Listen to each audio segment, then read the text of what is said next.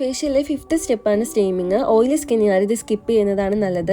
നമ്മുടെ സ്കിന്നിലുള്ള pores enlarge ചെയ്തിട്ട് അതിലുള്ള അഴുക്കുകൾ നീക്കം ചെയ്യാൻ വേണ്ടിയിട്ടാണ് ഈ സ്റ്റീമിങ് എന്നുള്ള പ്രോസസ്സ് ഹെൽപ്പ് ചെയ്യുന്നത്.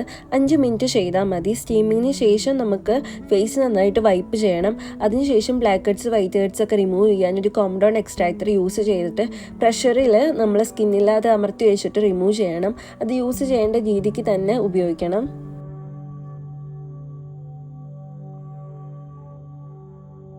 ഫേസിൽ വൈറ്റ് ഹെഡ്സും ബ്ലാക്ക് ഹെഡ്സും ഒക്കെ ഇല്ലാത്തവർക്ക് ഈ ഒരു സ്റ്റെപ്പ് സ്കിപ്പ് ചെയ്യാവുന്നതാണ്.